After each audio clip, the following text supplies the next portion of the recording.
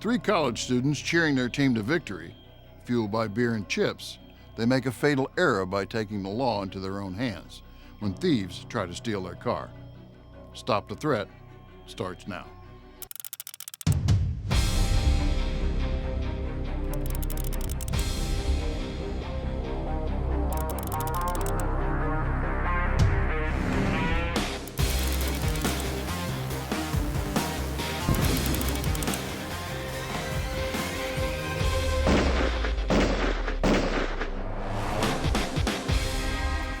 Hello and welcome to Stop the Threat. My name is James Towle. Our guest this week, Rob Pincus, owner of ICE Training Company. Kelly Muir, founder of the Wrong Woman Self-Defense Program.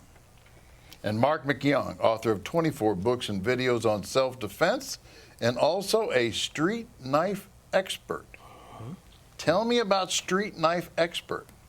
Well, first I start with teaching people how to stay alive when they're attacked by a knife or a person with a knife. Then I teach how to use a knife in self-defense, but I also do court work where I'm an expert witness describing what happened in a knife incident. So you have training classes as well as Expert working witness with the work. judicial system. Right. Okay. And I teach police and military, or I teach police how to survive knife assaults as well. Okay. Rob, I got a question for you that I get asked, and you probably get asked as well. Tell us what ICE is as opposed to Personal Defense Network. Is this two different organizations? Two different things. ICE Training Company is a company that I own, and it sort of serves as an umbrella for all the information, whether it's combat-focused shooting programs or seminars or even some of the consulting work I do, even on the security side, anything else there. The Personal Defense Network is something that I'm a managing editor of, so I run all the content there, but there are a number of contributors in the Personal Defense Network. So we've got Tom Givens, Mike Seeklander, Chris Collins. We've got a whole team of experts at the Personal Defense Network putting out video and article content for people interested in everything from home security to physical fitness for personal defense. Okay, I go and I get information about what I see on YouTube. What's that? That's probably Personal Defense Network. So Okay, we've got well over 100 free online videos. We've got about 50 or 60 online articles, and then we've got a premium members section where we have full DVD content and streaming content for people who sign up and either pay an annual or monthly fee. Okay, so if I want a DVD, where do I go? ICE Training Company is where you can find all my books and DVDs, Okay. but Personal Defense Network is all the free online information. Well, I'm glad we get some of that cleared up anyway, because it was a little confusing, I think, to some of us, because it must be confusing to some of your staff as well. Absolutely. We get people call the combat-focused shooting program, and they want this training, they want that training. At the end of the day, the search engines will solve it, and we'll find you. Get in touch with me on the web, and we'll get you where you Sort it out. Okay. Yeah. Founder of Wrong Woman Self-Defense Program. Now, is that a self-defense program? I guess it is. That's what it says. Well, it certainly is. That's exactly what that says. No, the Wrong Woman So you program. meet in a dojo and... No, actually, I go out and teach seminars. There'll be hosted seminars throughout the country, and we work with women, teaching them and educating them about integrated self-defense. And by integrated, that means that we're moving past just the expected self-defense component of a class, because everybody expects to come in and throw an elbow strike or learn how to punch something. We take it a step further to truly be effective at self-defense, or to give yourself the best shot at being effective. Okay. Let me jump in real quickly, though, because we're going to come up to a hard break in a minute. Okay, this particular crime scenario takes place on a campus. These three gentlemen were lucky enough to have off-campus living. And at the end of the day, after spending some time watching an athletic event, they had now leaving to celebrate. And they come across what is going to be probably pretty typical. So when we come back, I'll show you part one.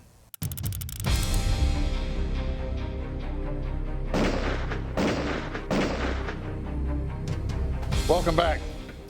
On this particular part of the show, I am going to show you part one of an incident that took place in a college or a university town. This one took place again in the Midwest.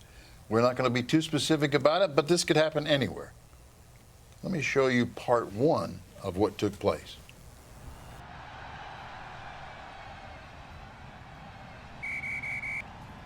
Well, he's had a bad track record this year. Of course he got my guy. Yeah. Yeah. Okay, well, we'll see. We'll see. No, get him. Get him. Get him. Get him.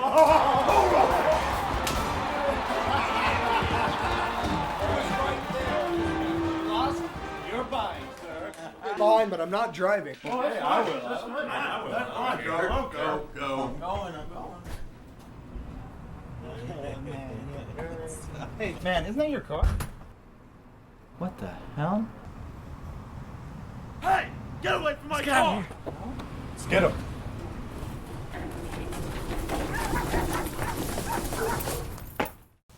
Okay, I'm going to say right now that the word "get 'em," if that's one word or two, Damn. is probably the one that's going to get them in trouble. That's what it's going to get them. Good use of the word Right. get 'em. Okay. Anything else? Well, let's also assume that there was alcohol involved, even though it didn't show up. I mean, we are talking about college students. And yes, this is very common where you look at some property that somebody is messing with my property, and it seems like the logical thing to do to go protect my property. And gets them into trouble. You know, this is probably not unlike what something could happen. Oh, I absolutely agree. And is it possible that you could walk out and see somebody near your vehicle? Yes. Was it fine that they said, get away from my car, or what are you doing? Absolutely. That's where it should have stopped. The folks at the car took off, you call the police, you let them take it from there. I like that. Rob? Yep, this is why we do this, hopefully. It's so that someone 3 months from now, 6 months from now, 3 years from now, walks down to their porch, sees someone breaking into their car and says, oh, those guys on that TV show said, don't chase them.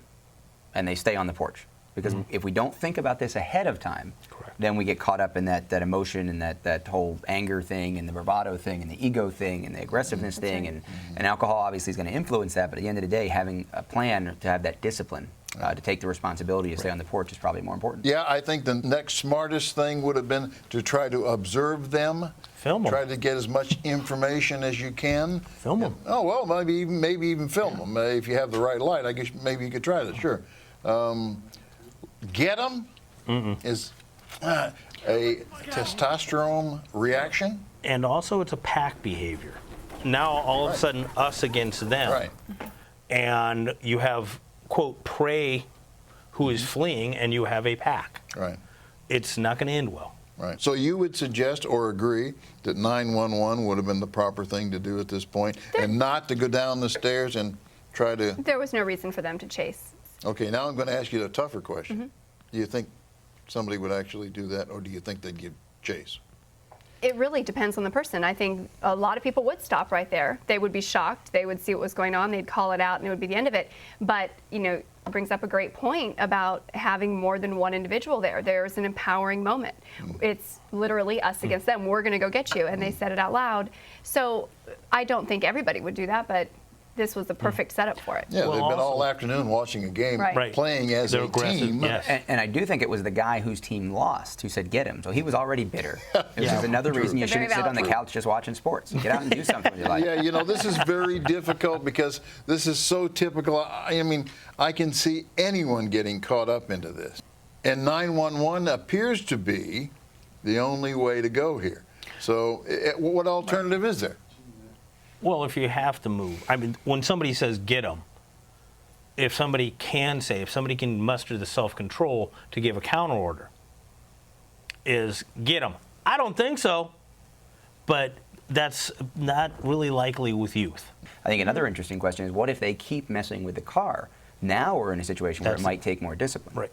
Okay, yeah, And okay, it- they and keep and the messing with the dynamics car. change. And it is still a vehicle removed from the three young men. And that's the important moment to recognize this isn't somebody standing in front of me. This isn't somebody with a weapon Right. threatening me. This is somebody who wants my car or the contents of the car. Let them have it. Okay, when we come back, I'll show you part 2, and we'll have some comments.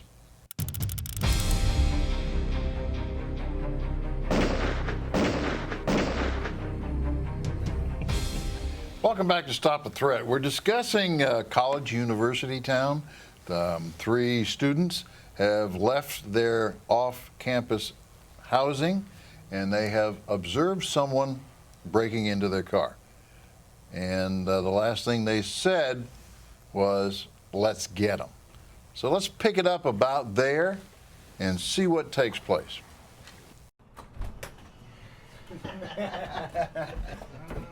Hey, man, isn't that your car? Hey, get away from my car! Get out of here. Damn. Let's get him.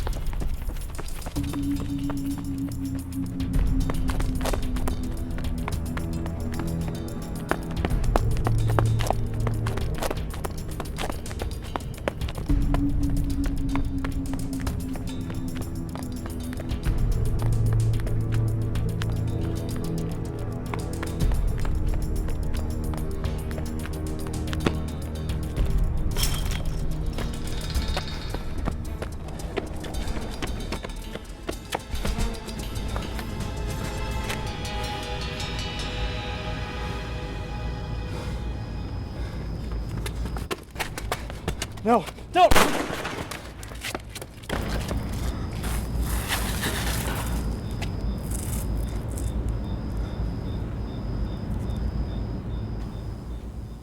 Okay, let me just say this. The situation is that here you are, you've decided that you are going to be the law enforcement.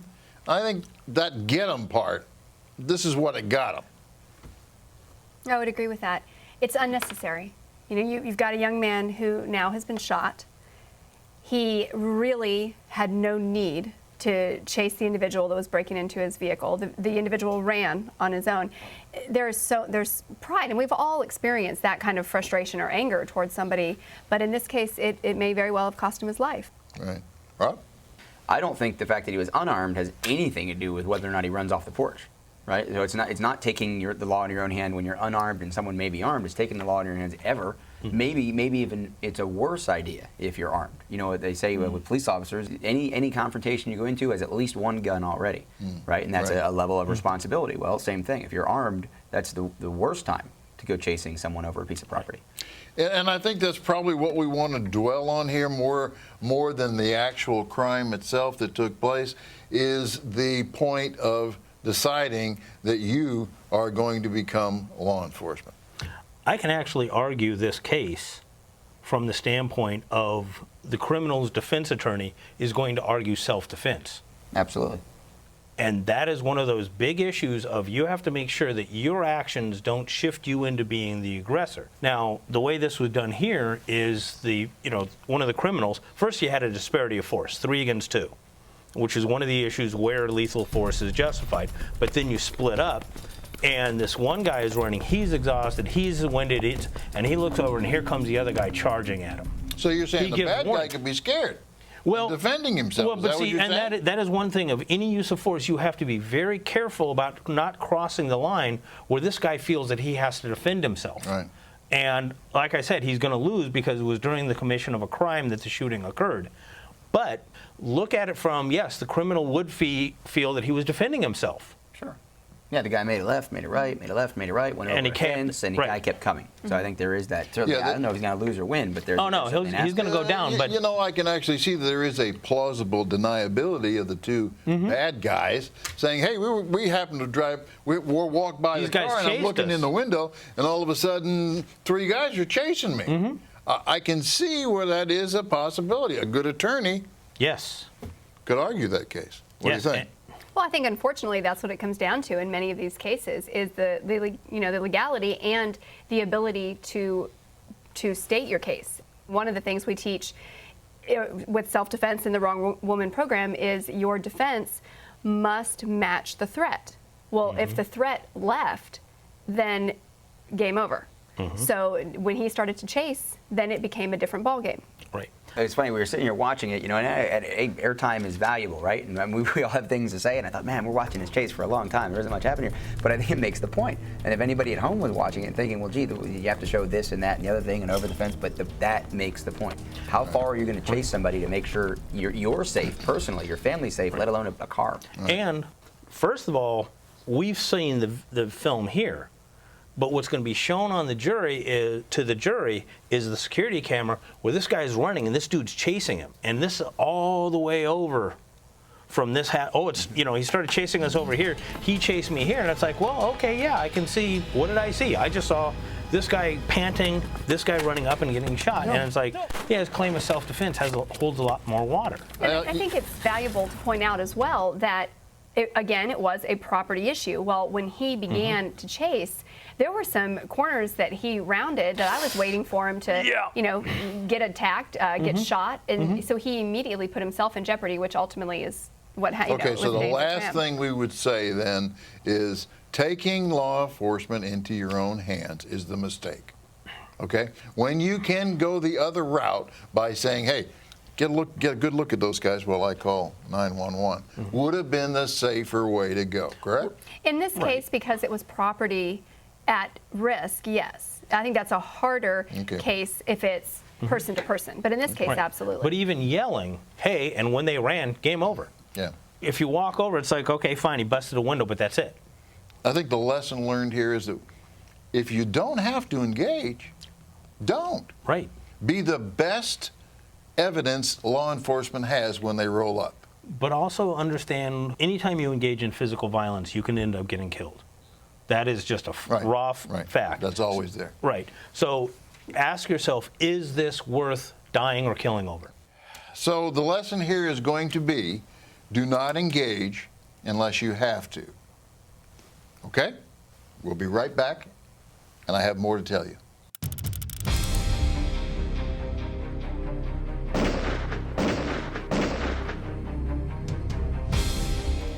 Welcome back. We're discussing the university incident, and I think that's probably what we're going to call it. And I think what we're going to walk away with today is... One of the things that I try to educate, especially young women about, and folks in general, is choices matter. Choices matter. Our emotions will try to rule us, but we have to think our way through. And in this case, what a benefit to this young man if his choice would have been to step back, allow those guys to go, and to call the police. There's nothing wrong with being the best witness law enforcement has. No, not at all. And I think that is something that I would like the viewers to walk away with, that it's not necessary to engage. But let me hear it from you. Yeah, absolutely. You could stand up, you could take pictures, and you mentioned maybe a cell phone video camera, something like that. But here's what I'll say is maybe one of the takeaways, in addition to the stay on the porch takeaway over property, is how do you keep your car from being the one that gets broken into? Maybe where you park, motion lights, any kind of an alarm system that you might have, signs, a dog. There's a lot of different ways you can try to keep yourself out of the property crimes position, which keeps you out of the emotional decision to protect your property. And maybe, I get it, university kids, they don't have the money, they don't get to pick where they park, but if you do have those opportunities, then try to keep yourself from being the property crime victim too. Certainly, that's excellent. Mark? It really is a matter of understanding how much of our actions are being motivated by pride, territorials, and possession. And really looking at those and realizing that, yeah, ordinarily that's fine, but in certain circumstances, very high-risk circumstances, that can be very dangerous. The trick is to recognize when it's not normal, when it's turned into a high-risk situation. And that's when you need to rein in your emotions. And actually, that turn that you're speaking of was made by the 3 college students. Yes. Right. Not by the 2 bad guys. Right. Get them. Right. Get them. That was the fatal words, huh? It's tough for folks. I know it certainly is tough for me. We do have pride attached. Yes. And it can be viewed as weak if we see what's going on and go back into the apartment and shut the door and call the police. That's something that people must acknowledge. They must address it. And it's very appropriate for folks in our position to say it's not weak, it's smart, and it could save your life. Yeah, I like that. I like driving home the idea that that's smart, not weak. I think that's excellent. I had a situation, 6 months ago. Looked out the window, got up in the middle of the night, the proverbial, get a glass of water. Literally looked out the window, and there was a guy outside the back of the condo, shirt off, stumbling through the street. Now, I've been trained to deal with this. I've dealt with this kind of thing professionally. I called 911 and went back to bed. I don't know what happened to him, but he didn't come into my house, and that's all that mattered. No kidding. And what would you like to leave the viewer with? my family, my loved ones, they need me. And, you know, I can go out and be the best, you know, expert, killing kung fu killer, but if I'm in prison, I'm not there for my family. I like my family needs me. Yes. I think that's a nice way to wrap this up. My family needs me, and sometimes it's smarter to be smart. Okay? Viewers, I hope you've enjoyed this. It's been very interesting. What began as a university crime has, as you can tell, much more ramifications to it than we thought. If you have any opinion on this, let me hear from you. See you again next week. And remember, the gunfight you win is the one you did not get into. Be safe, be trained, be alert.